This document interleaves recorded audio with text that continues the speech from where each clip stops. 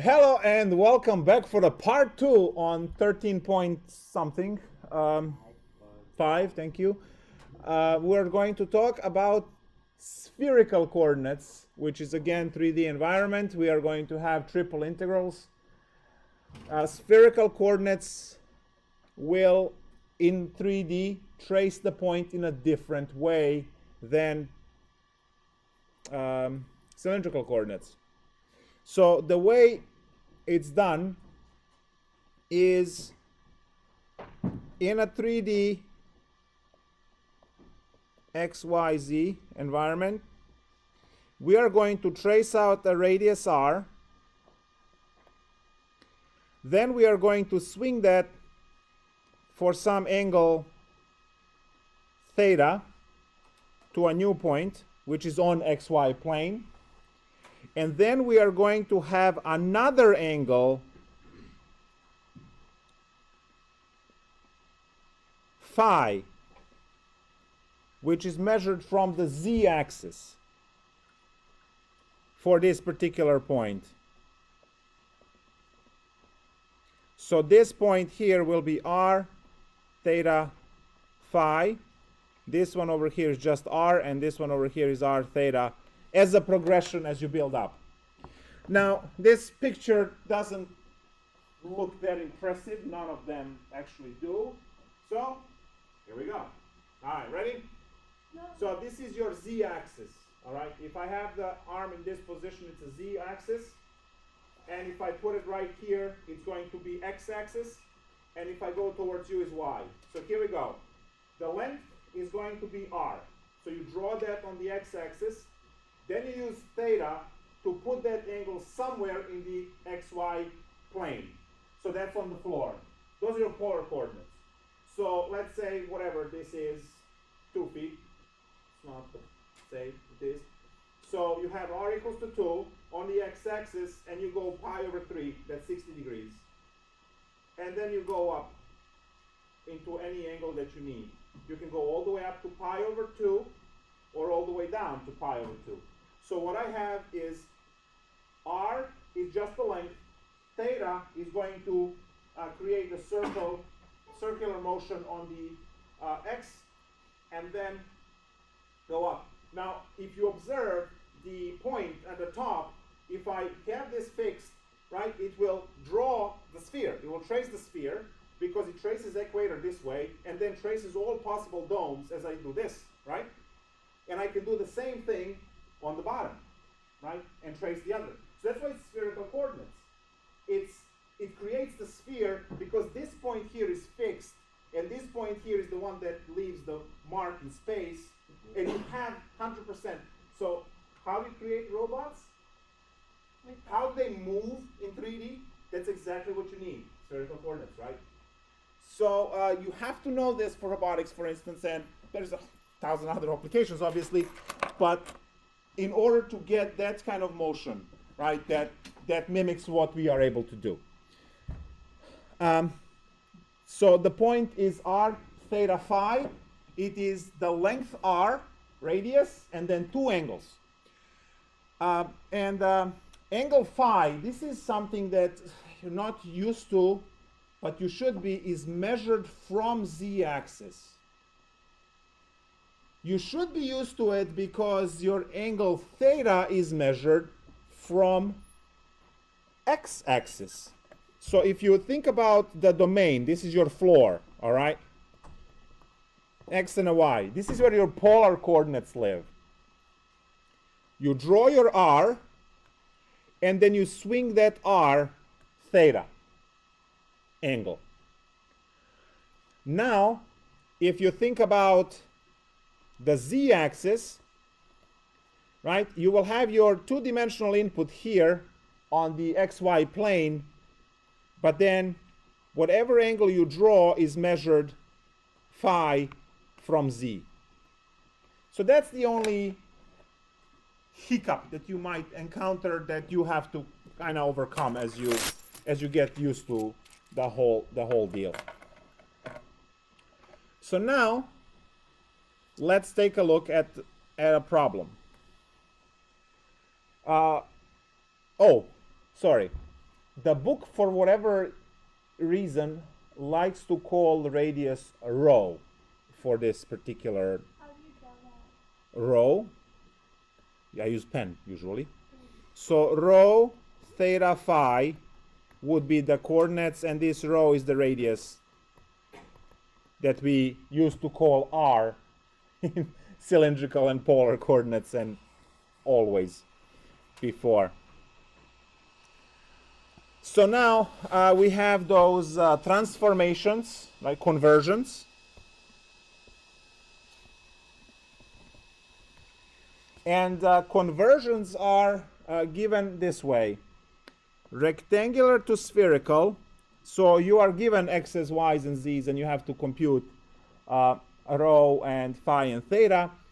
This one is done this way. X squared plus y squared plus z squared is equal to rho squared. That's just a standard sphere equation. And then for theta and phi, technically what we say is good luck, because all you need to do is use trig, but it's different for every situation. Right? You have to trace what kind of triangle you have, and so you can't really write the formulas for that. So for theta, I use trig to convert. Now, good thing is that we usually don't have to do a lot of work to do something like that. And then we have spherical to rectangular conversion, which we actually almost never use. Rho sine phi cosine theta. Y is rho sine sine. And z is rho cosine phi. All of these can be obtained if you are interested in derivations just by looking at the triangles within the sphere. So those are the conversions. And technically what you need to solve problems in Calc3 are the ones on the left. The ones that, you know, the rectangular to spherical. Because we use spherical to simplify and solve problems that are hard to do. So now, what I'm going to do is a few examples. First example is prove the formula for volume of the sphere. That's my prove volume of the sphere formula. Now you all memorize that formula. You know it's 4/3 pi r cubed, obviously. But then what would you do if you're tutoring a kid like middle school or something? They ask why. Because I said So so. no, we are going to show them exactly how that's done. Do what? Do what? Yeah, I'm just gonna do. All right, so what we are going to do now is we are going to draw a sphere, and then we are going to just draw an arbitrary arc somewhere, the radius, and then we're going to work from there. So let's see. I have a sphere which is in XYZ realm, and we're going to pick a row somewhere with phi and theta. And now I need to put the integral together. Oh, I didn't write what the integral is. How are you going to do this without knowing what the integral is? So I'm going to erase all of this now. And if you're using pen, stop using pen in the future. But it's now. Oh, yes. So we first define how integral in spherical coordinates looks like, and then we start working on these things. So integration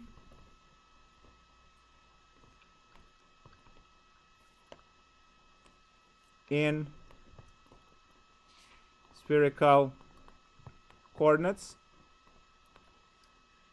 So we have the triple integral over region D for f of rho phi theta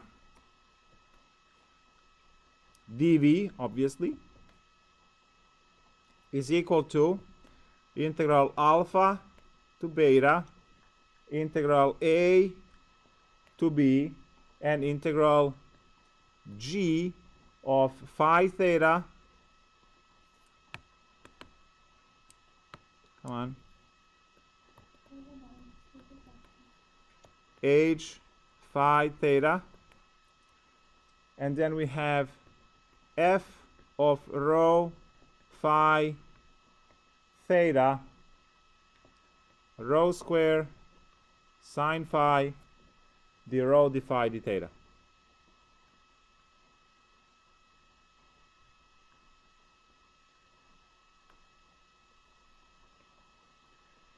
So probably this is the most annoying thing to memorize in the entire chapter 13,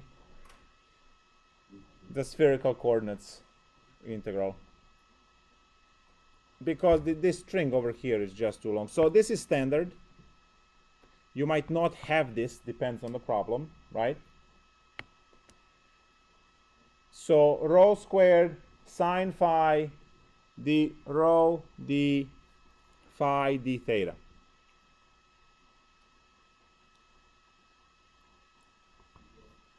So let's take a look at prove the volume of the sphere. Formula. We draw the sphere. Can we spell it again? Yes.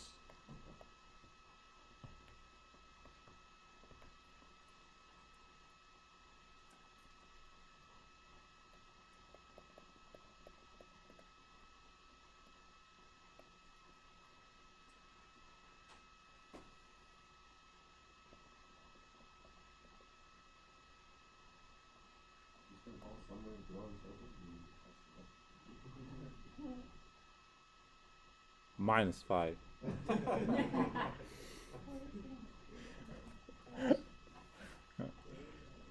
All right, so now we are going to set up the integral.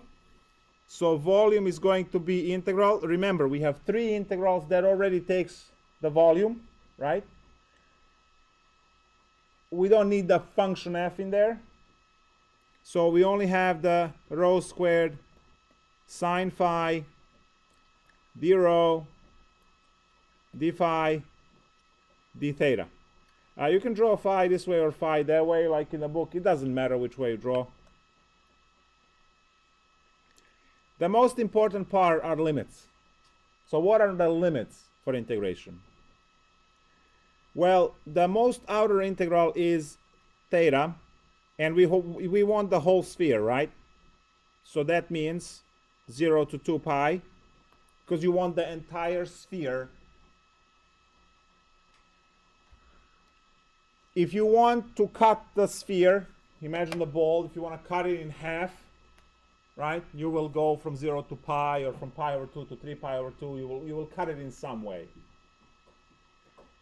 So 0 to 2 pi, because we want the entire revolution on the xy plane for theta. And then d phi. Remember d phi. d phi is from z-axis going down. So if I go from z-axis, which is angle is 0, if I go down, it will go to pi over 2, because that's 90 degrees. But that, combined with the entire motion like this, will only draw half of the top sphere, right? Top half of the sphere, hemisphere. So if I go 0 to pi over 2, it draws half. If I go from 0 to pi, it draws everything. Because remember that each point that swipes this way, theta is forcing it to go around like this. So when you are here, theta rotates it and just draws the North Pole. As soon as you go 1 degree, theta already makes all of those. You have the line of latitude 70, Yeah. 89. Yes. And then you go like this. When you are at phi, pi over 2 is drawing the equator. And you have the half of the sphere covered. So most of the confusion is, why is this 0 to pi? Because the 2 pi from theta swings that along, and you only get to go half and then another half of a pi, so 0 to pi, right, 180 degrees, and then the theta will be swinging it around to create the full ball. So you cannot go 0 to 2 pi again, because you would double up on the calculation. And then radius is 0 to capital R for radius, whatever. If the radius of the sphere is 3, 0 to 3, or so. Yes? I think there's an easy way to put it. It's like when you have the 0 to 2 pi, that's plotting a 2-dimensional space, and given that you only need to add one more dimension, you don't add 2 pi, you add 1 pi. 2 pi is for circumference times the radius. But The dimensions, it ends up being the dimensions, if you are looking at the dimensionality of the problem, here are the 2 dimensions, and here is the third one. This and this and this are not dimensions. So you do have 3 dimensions multiplied to get the volume, I guess.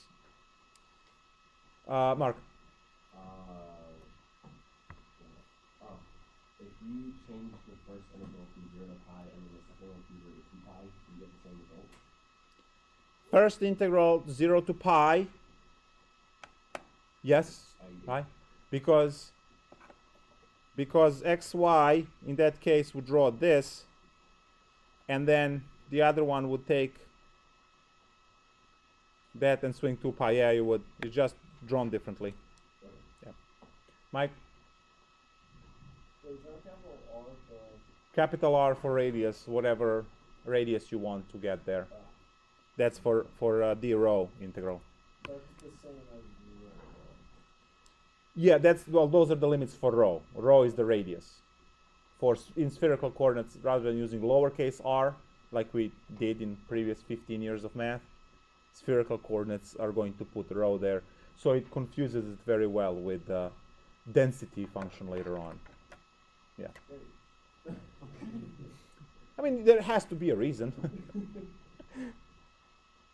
I couldn't find any better one, so probably just for that confusion, for the sake of that confusion. All right, so we are doing the inner integral.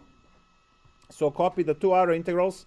Inner integral is on rho, so that's going to be 1/3 rho cubed, and then you copy sine phi because that's just constant, right? And we are computing that from 0 to r, and we still have d phi d theta. The next part here is the double integral 0, 0, 2 pi, pi. Now let's plug in r. So you will get 1/3 r cubed sine phi, and then when you plug in 0, it just dies off. D phi d theta. I don't remember it. 720, obviously. Lab time, yeah. Lab time, 720. All right, so the next integral is d phi, which is going to impact this one because that one has variable phi.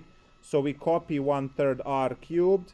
Integral of sine is the negative cosine phi, and we are computing that from 0 to pi, and then still have d theta. The values we plug in will be plugged in for phi, so leave r alone this time around, which gives me 0 to 2 pi 1/3 r cubed. Now when you plug in pi, that's -1, and the negative over here becomes 1. And when you plug in 0, it's 1, and the minus gives you +1. So this is where we get 2. So the whole thing now is integral 0 to 2 pi of 2/3 r cubed d theta. We are integrating in terms of theta, so r is still a constant. So 2/3 r cubed copy, and then times theta from 0 to 2 pi, and clearly 4 pi over 3 r cubed minus 0, which is 4 pi over 3 r cubed. Now, Greeks knew this formula only 1,000 years before the formula was proved by Calculus3 in 1800s, but you see the spherical integral.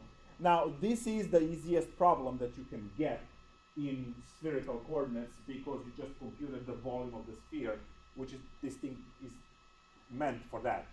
So every next problem is going to be tougher and harder than this one. So try to do this.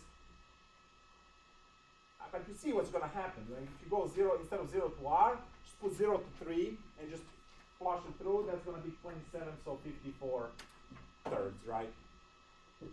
Yes. I was just gonna ask, you don't have to take the integral of r to the third. You copy it. You can actually take all of this because it's a constant and pick it out. Because we integrated this r is a limit of integration. But as I said, think of this as number 3 or 4 or 7, right? And you would have that as a constant, which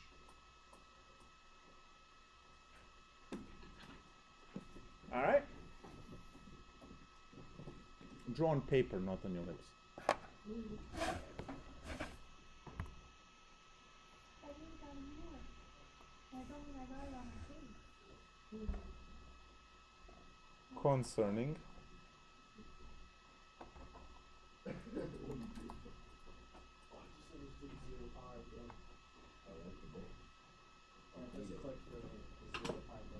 yeah.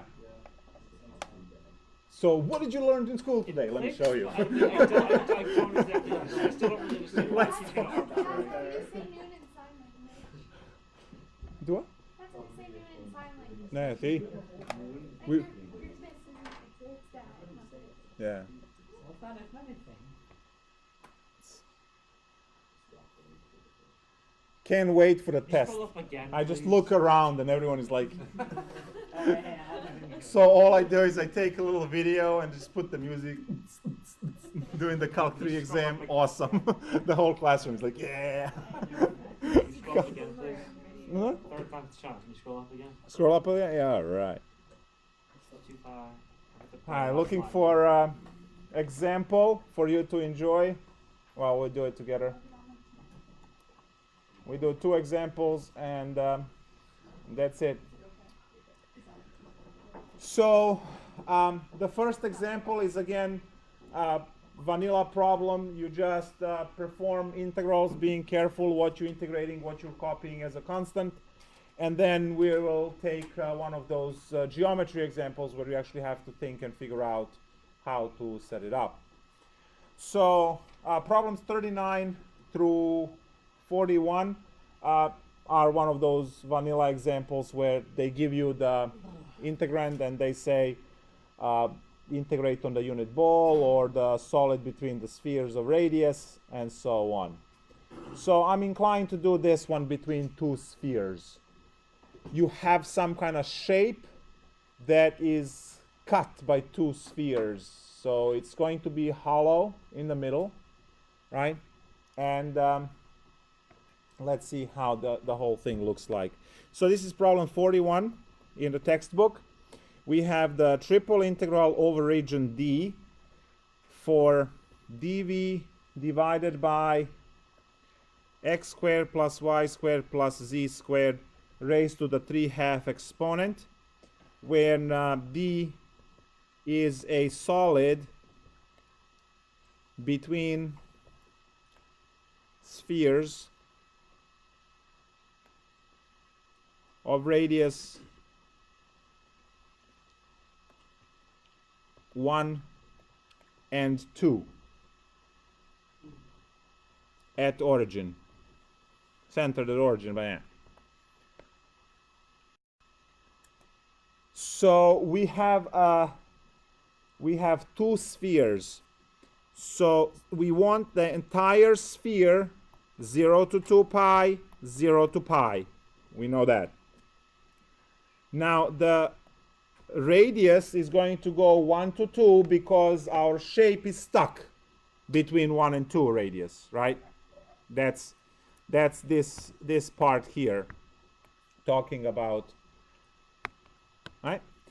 And then we have our 1 over, I don't need to go crazy there, 1 over rho to 3/2, because we know from conversion that x squared plus y squared plus z squared is equal to rho squared, and then square over there cancels, so it's just rho cubed.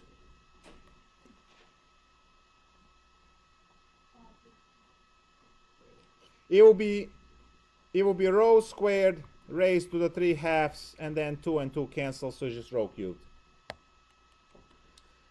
And then we have our string, which is rho squared sine phi d rho d phi d theta.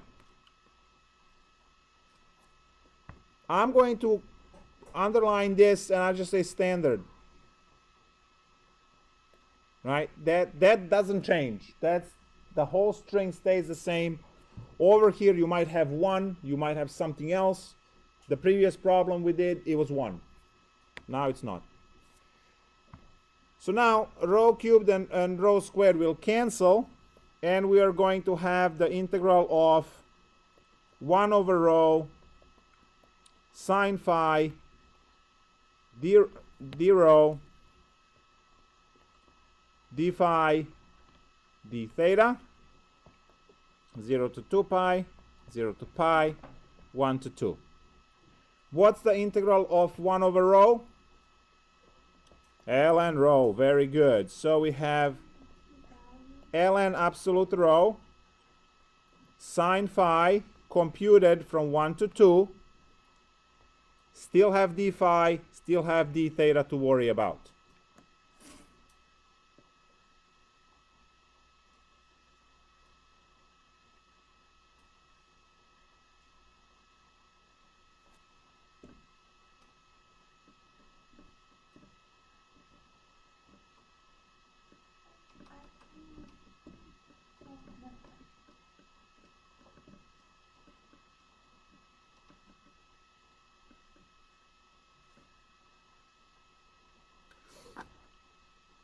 So that's ln 2 minus ln 1. ln 1 is 0, so we don't have to worry about that. And you know what? ln 2 is a constant. I'm going to kick that all the way in front of the integral, so I don't have to worry about it.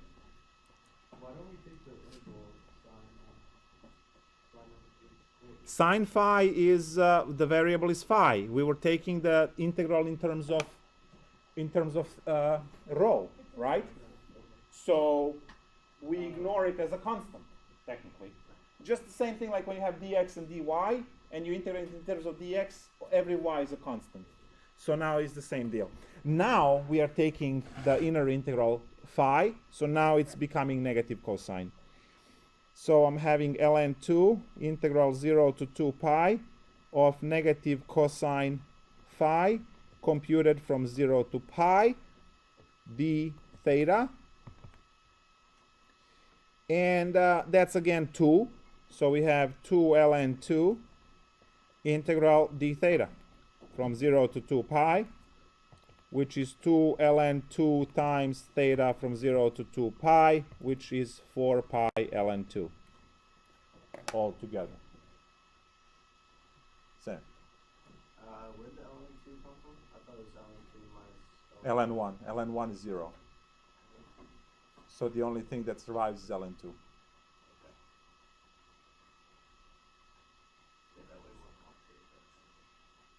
It's a turtle t-shirt day.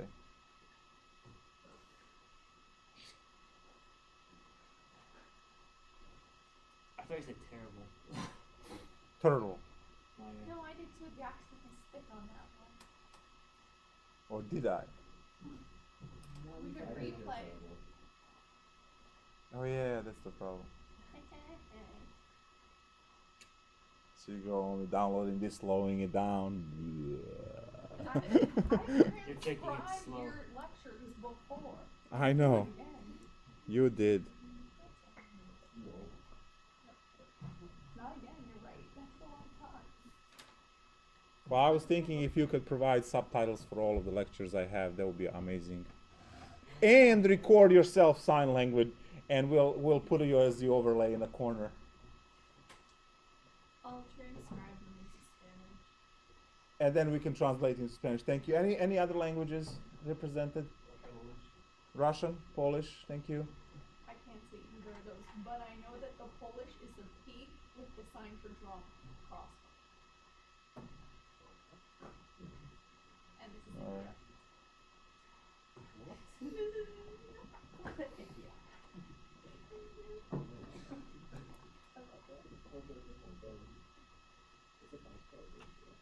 No way.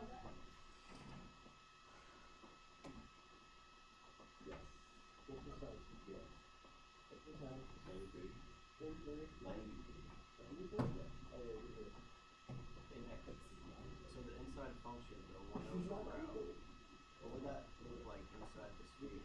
What does that translate to the function inside? It's not 1 over rho. It's 1 over rho cubed. Right? Okay. And Mathematica will tell you that. It's just an easy, convenient problem to do, which is why it's big. Technically, everything else is pretty terrible. The first thing that we will have to establish now is the fact that planes z equals to 10 ceiling are not going to be nice creatures for us to work with. And almost every problem in spherical coordinates has them. So the plane now, which used to be z equals to 10, remember there is no z in spherical coordinates. So we have to figure out how to represent the plane, because you are going to have a sphere that it's cut somewhere, right? Not necessarily in half. Or you are going to have a cone, ice cream cone, right? You can solve ice cream cone using cylindrical coordinates, but then you can also use spherical coordinates to do the same thing. So all of the problems, I'm going to change this to the textbook now. So as you can see, all of the problems have these flat cuts, right? And this one has it on the bottom. And if you carefully take a look at that, every single one, this one is cut at 4, this one is cut at 2, this one is cut at root 29 and 25. All of them will be 4 secant phi, 2 secant phi, root 29 secant phi. The way, and this is something that if you really don't want to do all that trig, you should memorize that part. So I'll write it in red because purple. Plane, planes, horizontal. Let's go horizontal planes. Horizontal planes. It was right over here. Horizontal planes in spherical coordinates, and I'm just going to draw a random plane that is cutting through a value c. I will say z equals c secant phi. So this is your rectangular and this is your spherical. So z equals c is a rectangular, and spherical would be c times secant phi. And now you can set up any problem where you have object that can be dealt with using spherical coordinates if it's cut with a horizontal plane. Yes? What is the difference between C and D? Is it like C and D? Well, if you write, let me just use number 10. Okay, this is our ceiling in this classroom, 10 feet tall, right? And the floor is 0. So if I want to describe ceiling in rectangular coordinates, I would write z equals to 10. Yeah. But if I want to describe the same ceiling in cylindrical coordinates, I would say 10 secant phi. So Z and C are the same thing. Yeah, but you have to use it in terms of Yeah. your So you would, this is the conversion. you don't just write C equals 10, you have to write it with C top. It's a conversion. I get that, but like, Then what don't we get? why we have a different variable for There is no z in spherical coordinates. Spherical coordinates are rho, theta, phi. Right? There's no z. So you have to convert. Also, if you look at the definition of the integral, no z anywhere. This in cylindrical coordinates, that's z location. It's transformed into a function of phi and theta. So secant phi is the one that shows you, right? And Can I ask something? number in front will give you the elevation of it. I know this is pretty late to be asking this, but wait, is rho an angle or like a scalar? Scalar, that's the length of the radius. Okay, that's what I thought, yeah. When they say like use trig to find wealth, there's like a trick for that kind of. Yep. You should have joined his eyes when he answered that. Yeah. He was like, Yes. Have fun. All right, so now here's what we have. We have a cone. Right?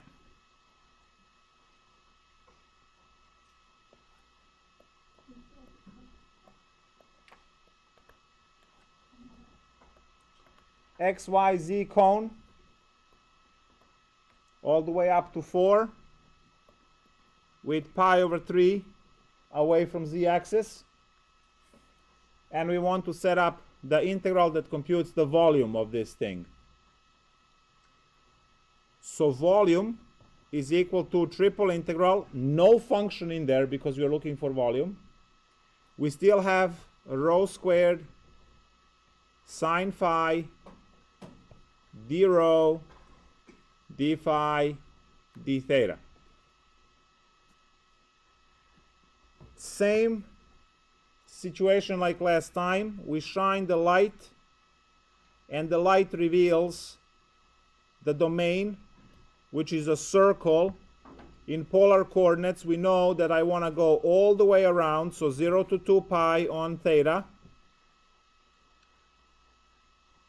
And now we have the radius. Now we have the phi integral.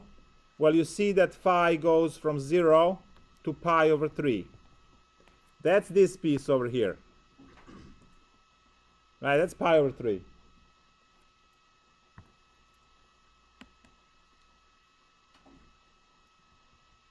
And then, Pi over 3? I'm sorry? Why is it pi over 3?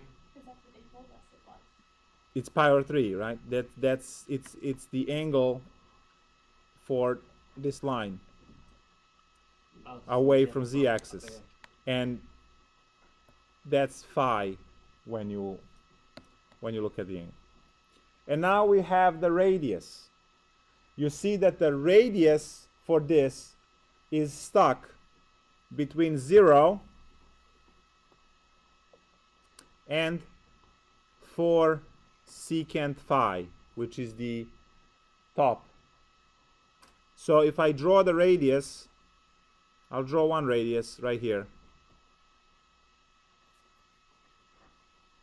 That's one radius. So it's touching the 0 on one end, origin, and it's touching the surface on the other. And now we solve the integral. Now, this can be done in cylindrical coordinates as well.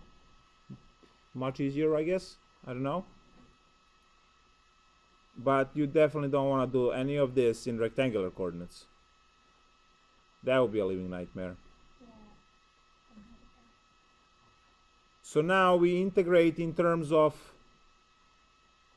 I don't know, I use two different phi's here. Phi.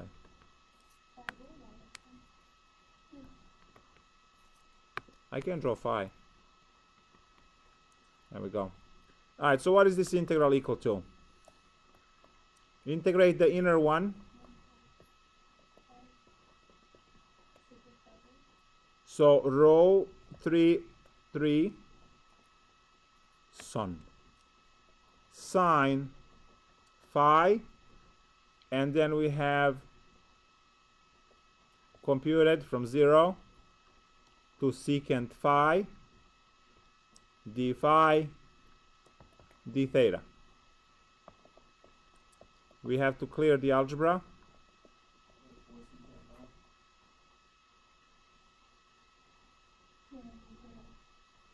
That's what I said, 4, yeah. Pay attention. So 4, yeah, that will be 64 secant phi over 3 sine phi d phi. Oh, no. No, yes. D theta. Yes, it's cube. Look. You see cube? Let me point to it. It's a cube right there. You're welcome.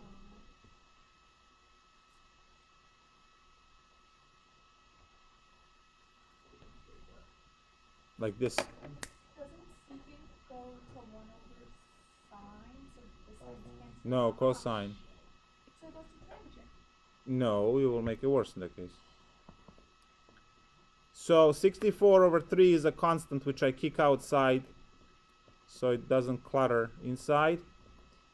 And I have secant cubed, so this becomes sine phi over cosine cubed phi d phi d theta, and this is a basic U sub problem. U equals cosine theta du equals negative sine, no, phi, not theta, sorry, phi d phi. We'll plug that in. So we need a negative, so negative 64 over 3 integral 0 to 2 pi. And now we have u to the negative, integral u to the negative 3 du. We still have d theta to worry about. And the limits now, 0. So when you plug in phi, cosine of 0 is 1.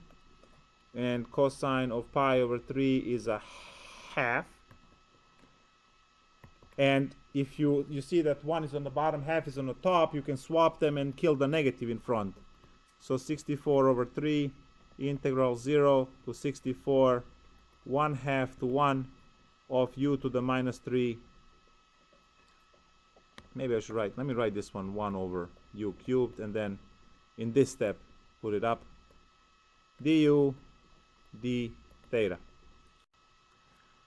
Finally, integrating this one, so 64 over 3, and we have u to the negative 2 over negative 2.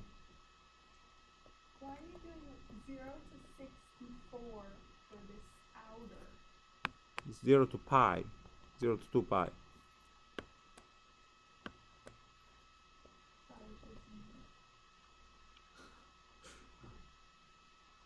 And this is computed 1/2 to 1. I still have d theta. When did you lose the negative 64? Because they had to switch from 1 to 1/2 to 1/2 to 1. I use the negative and swapping the integral by using the Calc1 theorem.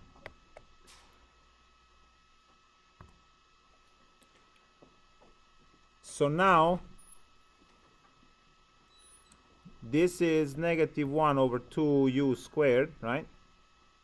So I have 64 over 3. I still have integral 0 to 2 pi there. I plug in 1, I get negative 1/2 minus.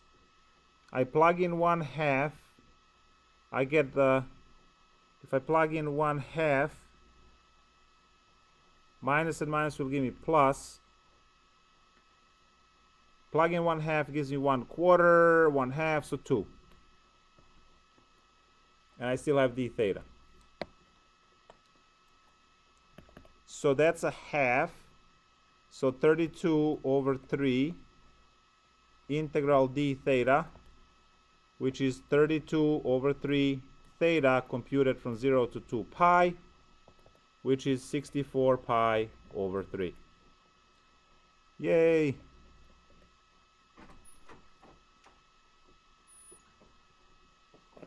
pi over 3. So computing these integrals is major pain, right? Halfway through, I forgot what secant meant. It's that painful. Yeah. So, in the past, for instance, a good exam question would be for you to set this problem up in cylindrical and spherical coordinates, A and B. That's a question, right? A good question. Set it up, not. Set it up, not solve. Why?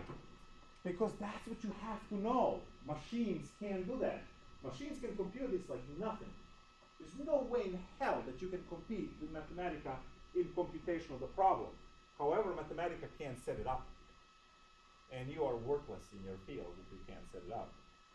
The rest of the stuff Mathematica does fractions of a second. So practicing setup is, it should be 80% of your focus. Making sure that you can set up every single integral. You should be able to grind through calculation. Obviously on a test we'll have to have calculation here and there of some sort where you show off your mad integration skills. But the focus is mainly on, can you set this up when you see a picture, right? You see shape, you see the skateboard ramp, right? Can you put that together in rectangular coordinates? How does that integral look like? If you have, in this case, cone or whatever else. All of the problems in a textbook, as you can see, right, are these graphs that you can look at and figure out how they get to be set up. Now the book, if you have a Larson book, they have less of these kind of problems for your that information. See this one over here? There's the setup for it. Right? So they show you the shape and the integral already.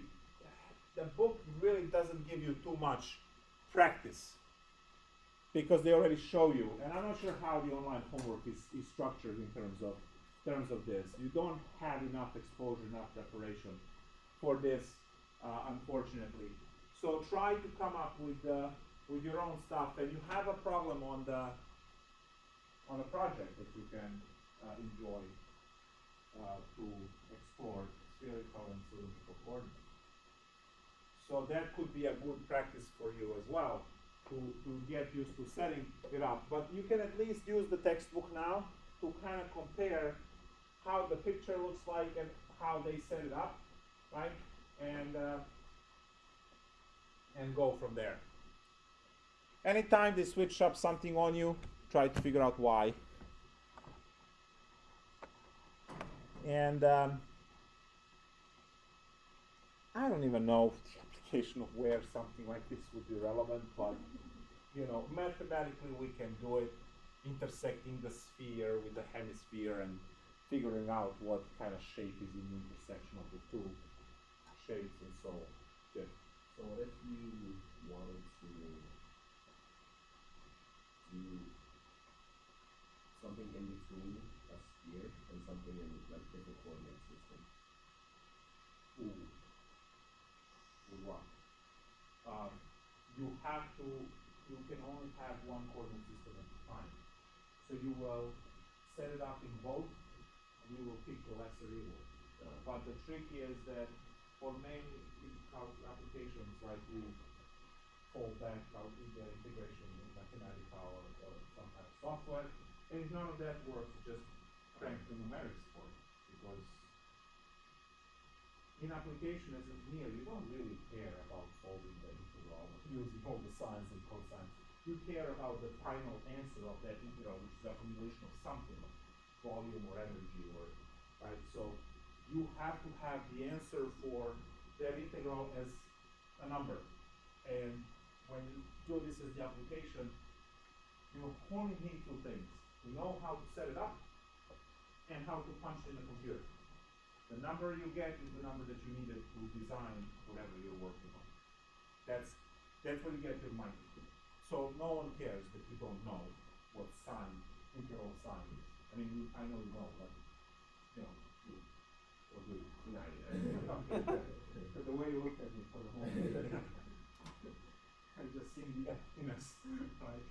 Of integral of sine is 1 over x. there you go. Star student. Science squared. Cool. Well, that's that, guys. I mean, it's nothing. I can't transfer my experience in these things to you, so hopefully you will try many of these, and maybe on Monday we can lead in with setting some of these up if you still have trouble. But I hope you will wreck considerable amount of time of your weekend, right, to practice these things. Let me say bye to the stream, and we'll continue Monday.